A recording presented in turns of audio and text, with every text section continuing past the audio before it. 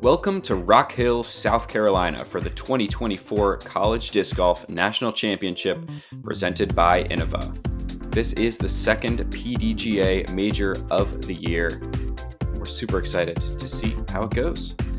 I'm Nathan Johnson, joined in the booth today by Nick Hanson. How's it going, Nick? It's going great. Magnificent property we're at. You know, this is a property like none other. The fact that we're able to, have so many different layouts on this course, it's phenomenal. Taking a look at our card though here today, we kind of struggle on that front nine there with the wind and just just how hard this course is. We saw that it's hard to get birdies. Taking a look at our leaderboard though, James at the top there coming in with a 3 down already on the day. That's going to be a pretty good score, I would say, and hard to beat. So let's see if some of our players here can pick it up on the back nine, and let's get right into it with hole 10. 413 feet downhill, OB hazard on that left side. So you got to keep the disc to the right. And, if you want to putt, it's pretty tricky, and you really got to flirt with that OB. Yeah, really tough, demanding hole. We might see some big forehands out of these guys. We're seeing the backhand here from Justin. Comes up a bit short, but that is inbounds. We saw a lot of layups on the longer circle 2 putts in the front nine just because of this super tricky and blustery wind. So we'll see. I assume that will continue here, so these guys got to keep the disc inbounds if they want to score on this back nine. Another one there close to that OB line, but if you're on the sidewalk, you're safe. So first 2 players are safe and looking at birdies. Oh, this one needs to get down. This is that common mistake you see on this hole. If you leave the backhand too high, it just is going to drift all the way down into that hazard, leaving that long uphill par putt coming up. Onto the elevated basket, that putt plays like a 80-footer probably, even though it's only about 40 feet away.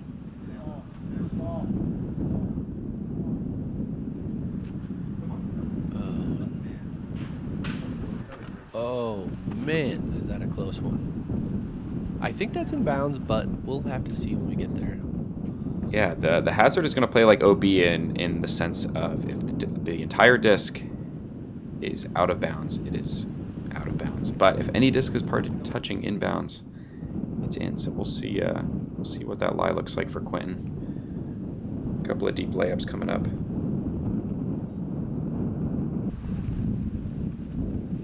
Yeah, kind of the name of the game here today is good layups if you're, outside the circle.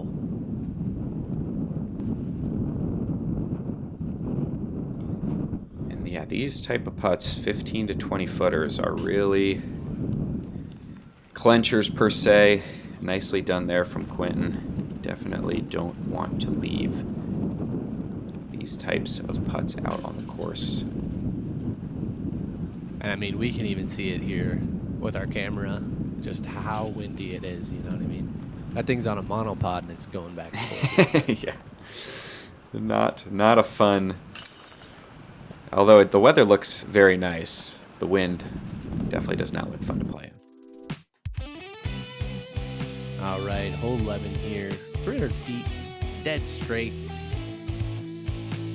And we're typically seeing some Mandos here if you're used to this course, but here at the Collegiates, it's free game, so throw your best shot. Yeah, I don't know if it really would help or hurt to try to go, out and around. I don't think that's a birdie play. It doesn't really make a difference.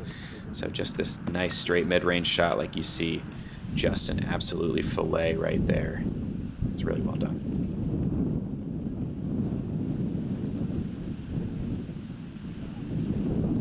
Yeah, you're out in the open for about 4 or 5 holes in a row, and then you come here, and now you got to hit a tunnel. This course just has so much variety and really makes the players, use all the tricks in their bag. Yeah, so far these guys looking very comfortable with this shot. Just nice, smooth hyzer flips. A couple leaking out there on the left-hand side might be a tricky putt, but all in circle 1 so far. We'll see if Davis can make it 4 for 4, and that is pulled. He's going to make it to that outside you were talking about, and it's not looking good over there. Yeah, he's not going to be able to see the basket from here. I don't know what the best...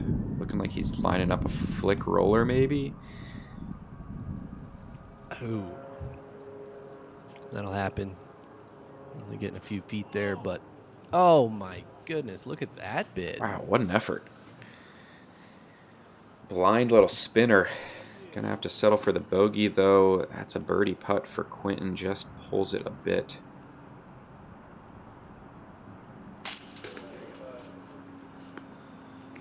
Just going to connect there. Quentin started out with a birdie on that front nine and kind of stumbled a little bit, so it'd be good to see him, get back in that groove here on this back nine. For sure, a nice birdie there for Tanner. Taps that one in. Justin gonna do the same. Hole 11, one of the 3 holes that played under par on this course at a 2.96 average. So still not an easy get, but one of the more birdied holes, so you'd like to see. Love to see 2 of these guys pick it up. All right, hole 12. We've got a little shorty here. The shortest hole on the course, 199. You saw the drone fly out to the left. Players are going to be trying to hit that gap right there that you see in front of them. A little bit uphill, a little low ceiling off the tee. Got to hit that angle right. Yeah, and as we see him going right into the hillside in front of him. Yeah, this green is also very tricky. A lot of low, kind of spindly trees that can make putting very difficult if you're not in a clean spot. This looks nice.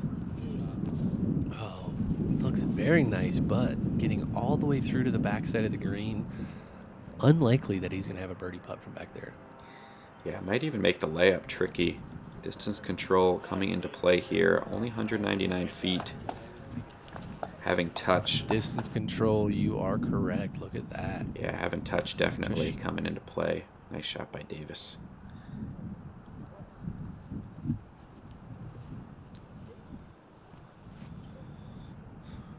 This green is just littered with trees, so even if you're at 30 feet, you might have to navigate and, have your disc move, twice, a little bit of Annie, then come back hyzer to get into the basket, as we see a forehand roller from back there trying to get through.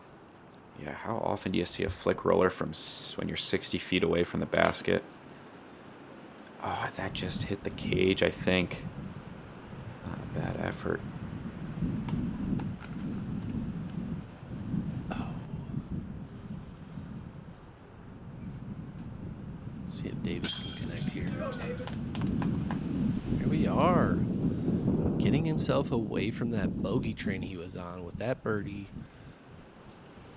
Getting him back, into the green side. Hopefully can grab a couple more here on this backside. Yeah, definitely still some birdies down the stretch on this course, so definitely don't want to give up yet.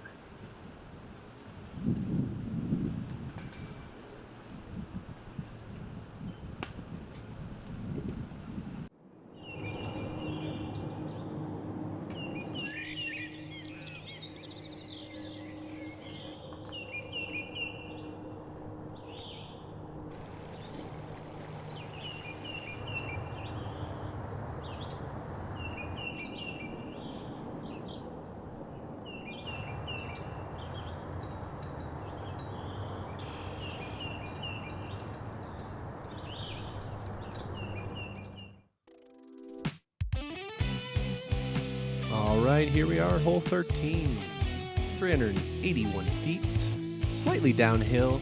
You're going to have OB hazard on the right and left-hand side. This is a hole that, you might be familiar with. As we see on this course today, you're going to see some holes that you're normally seeing as par 4s or par 5s that for the collegians are doubled up. And this shot's looking pretty good here if it can get down.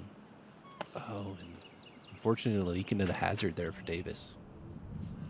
Yeah, it comes up quick there on the left-hand side when you go with the backhand play. This forehand play looks like it is an option, but I will tell you from experience, it is.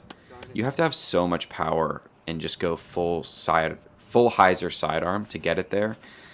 It plays very far with those branches that hang out over it. So this little play with a mid-range definitely a nice option and thrown very well there by Tanner.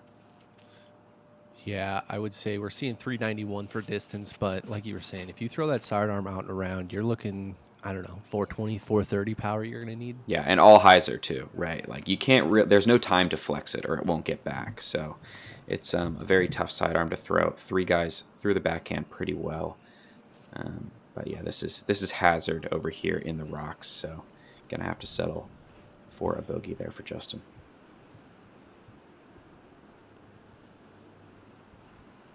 Good putt, Tanner. Great putt there. And a nice Nice birdie. little birdie after that bogey. Oh, and Davis just a little short. He's also going to be coming up with a bogey. Quentin here with the CTP. Gonna grab himself a birdie there. Sneaks it in. 2 really great pickups on the 13th. This is a tough hole. Averaging 3.42, so well over par for the field. These guys are picking up strokes.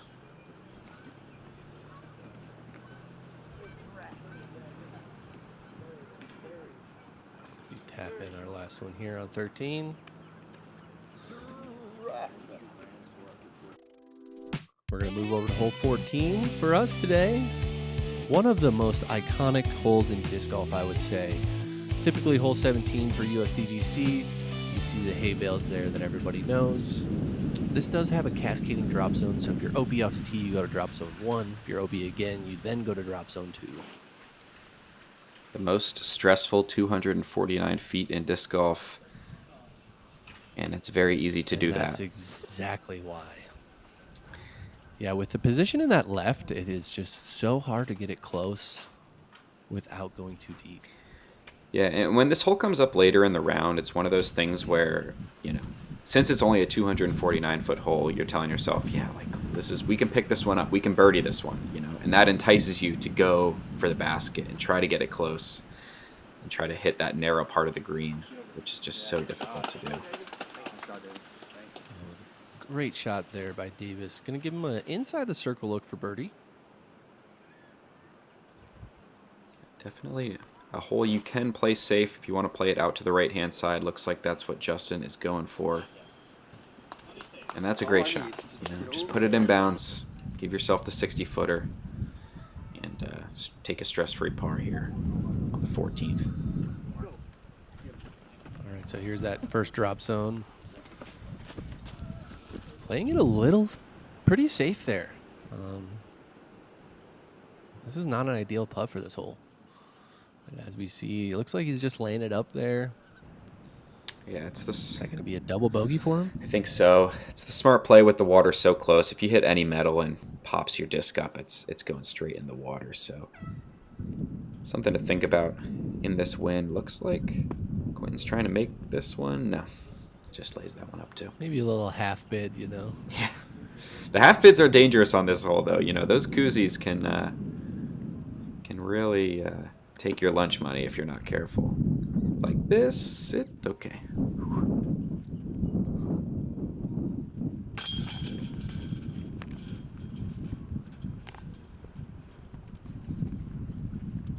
Par, not a bad score here, even though it doesn't feel great.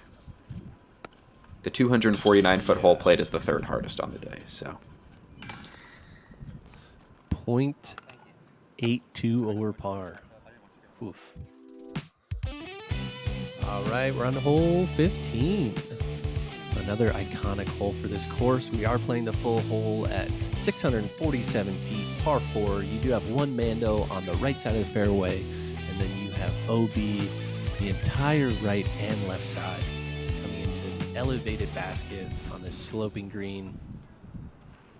What a hole. Such a demanding 2-shot hole. Tee shot. Really have to bite off a good amount of distance to put yourself in position. And then even from there, it's not an easy up and down at all. Can't really even lay up. You almost just have to go for it. 2 really nice forehands so far. Yeah, that second forehand there, that is the ideal landing zone. You're flirting with the OB on the top right-hand side, but gives you your best look at getting up and down. This spikes and sits. Uh-oh. Oh, okay, it is going to sit. That's a nice shot as well from Justin. These guys are making this shot look way easier than it is. This is one of the more stressful shots on the course. Maybe the second most stressful after the hole we just watched. Yeah, these two back-to-back holes as two finishing holes for your round really just demand so much mental strength from you. All right, this is a very difficult approach. Really have to trust your disc to go the right distance before that sharp finish to the left. Doesn't quite push that one straight enough for Quentin. That's going to find the OB on the left-hand side. Very common mistake you see. Oh, and then we see the opposite, overcompensating with that uphill run-up. Yeah, just pulled it. You know, even for myself still these days, I feel like the uphill run-up is one of the hardest shots to, you know, get it to actually go flat and straight, whereas the bailout that you saw there is throw it wide right and just let it naturally hyzer back. That was a great shot. Yeah, great shot from Justin. He's still going to have himself that like 30-foot downhill tester, though, which we'll call a knee knocker. That's about as good of a, well, we'll see. Looks like he stayed in bounds. Close. Yeah. But yeah, like I was saying earlier, it's hard to lay up. Like I would call that a layup from Davis, but even that landing zone that he's trying to hit, you know, 80 short of the basket is just so tight. It's hard to stick it.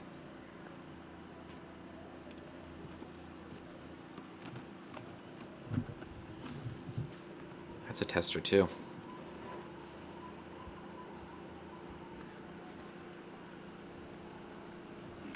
Smart play there.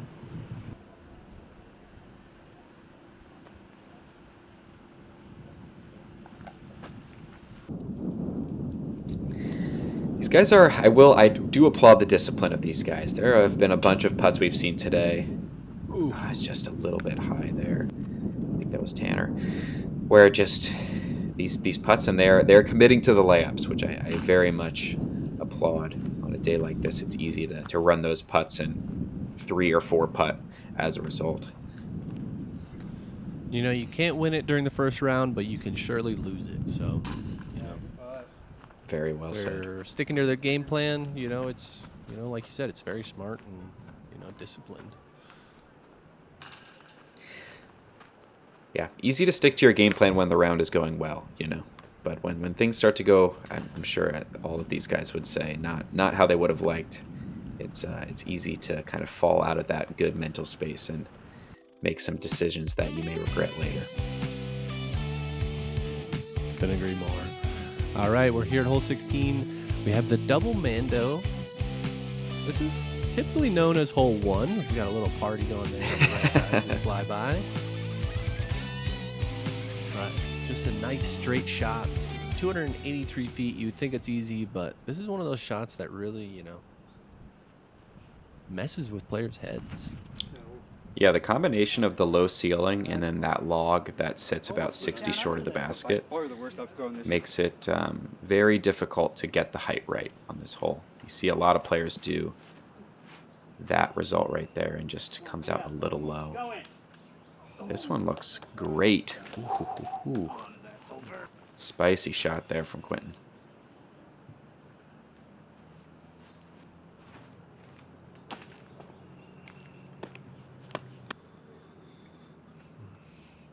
Unfortunate miss there, but did make it past the first Mando. Pulled a little bit here from Tanner, but that disc has the stability to come back at the end, and he's going to have himself a birdie putt.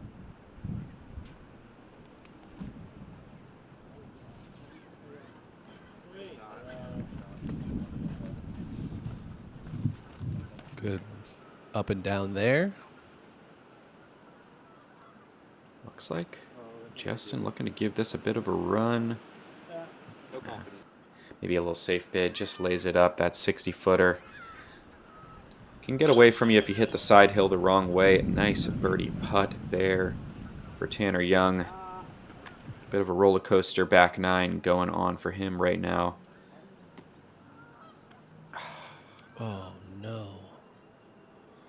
Looks like the putter maybe just stuck in the hand a little bit on that one. Yeah. But it's good we're seeing some birdies here drop on this back nine. I think maybe finally starting to settle in and get rid of some of the, that emotion you might have had on the front nine. Yeah, the feature card nerves are real. And yeah, I think we only saw 2 birdies the whole front nine. A lot of pars. These guys are starting to figure out how to score out here, but with only 2 to go, it might be a little too late. Too late, I should say. Right, here we are, hole 17. 409 feet, uphill the entire way. Got a little bit of almost like a low ceiling off the tee as well. We do have a Mando on the left side of the fairway. We have some OB up by the basket on that right side. So if you're laying on the fence, you're going to be out of bounds. Yeah, 2 different options here. You have that right side low ceiling hyzer that Tanner, I should say, is going to show us here. Thrown really well. Comes up a bit short. There's also a flex turnover line you can take through their left-hand side. Definitely a smaller gap. That one comes out early for Justin. Going to be a tough scramble.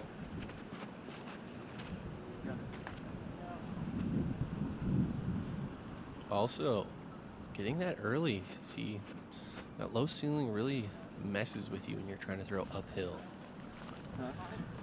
Yeah, it's Smart, safe play there. Yeah, respect the par play there from Davis.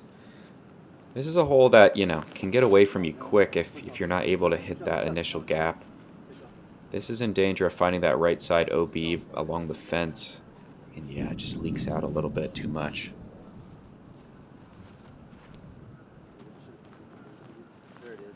I've seen a lot of sidearms out of these 4 today.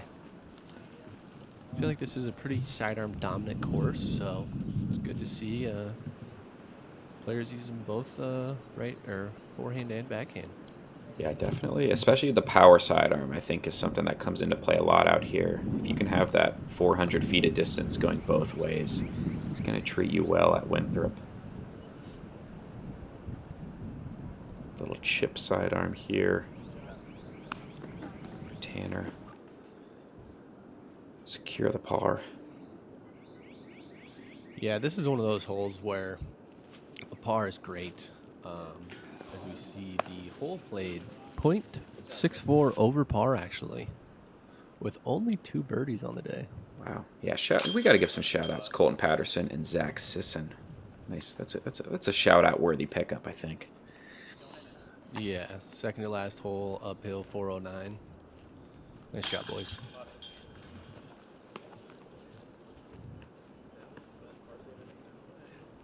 Couple more tap-ins to round it out. Almost a par frame, but unfortunately Justin going to leak a couple strokes as we head into our last hole of the round. This is kind of a newer hole, not only to this layout, but the USDGC layout itself. Hole 18 for us today. Combination of 2 holes from back in the day, but at 747 par 5, I would say probably the most difficult hole in the course. But when it plays as a par 5, maybe playing a little easier than normal. You have that Mando that we just passed there, but you have to sneak around to this green here. Not going to be the easiest finishing hole out there. No, it takes really 2 if not more, demanding shots starting off this tee shot with the power hyzer. You can play this safer route, but it's very easy to go a little too straight. That's going to be tricky over there for Tanner. Yeah, if you get too far straight and right, it makes it very hard to get, any action around that Mando. Yeah, it really cuts And off the angle. This is great. Absolute rip. Depending on his sidearm on that next shot, he might be able to set himself up for eagle. Yeah, it's a very deceptive tee shot. You really just want to get as left as possible. This is a little too left from Davis. You do need to push it straight, but as long as you can get past that OB bubble on the left-hand side and kind of push the backside trees, it's just about getting left from there. And yeah, Quentin showed us a picture-perfect drive. Here's a good one as far as length goes, but like you're saying, that one needs to be further left.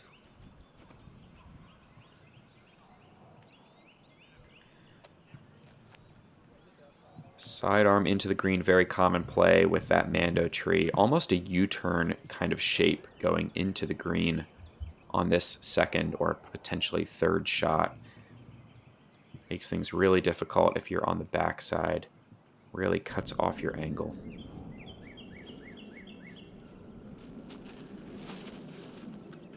No. Oh, there goes Oh. I feel like that one was looking pretty good, but just too high. Sidearm coming in here. Ooh, yes, given the roll. There it is, folks. Gonna have a 40-foot bid for eagle. Wow. I mean, that's pretty much about as good as you can play this hole. If you don't have like top 0.01% power in the world and can get to this gully, that is really impressive what Quentin just did right there. Even this little chip sidearm is tough. Like, you kind of got to stall it out and, you know, miss a lot of branches. I do like the low skipper that kind of takes the branches out of play, but still going to have to make a little tester putt to end the round. You see Davis's roll up nicely there. Should be able to save his par still. All right, here we go. Come on, Quentin. For the people. Oh. Giving it a run, but also allowing himself to tap in, hopefully birdie. Tanner finishing on a birdie. That one's got to feel good. Yeah, nice. Getting 2 out of the last 3 is a great way to finish.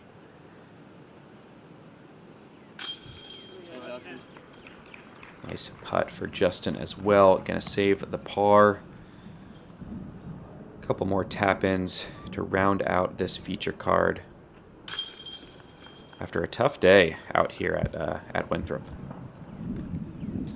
Yeah, the wind is coming down a little bit, but overall a very breezy day here for this first round of competition. We'll see if that keeps up tomorrow for our final 9 as we take a look at the scores of this feature card. 3 over from Justin Farrell ends up being the hot round on this card. But as we look at the overall results, 3 down from James Owen ends up being the hot round, followed closely by Benjamin Wagner, Henry Benty, and Ilken Gra at 2 under. We'll be seeing them tomorrow for the final 9 as we crown our men's Division I singles champion right here on the PDGA's YouTube channel. So make sure to come back for Nick Hanson. I'm Nathan Johnson, and we'll see you over there tomorrow.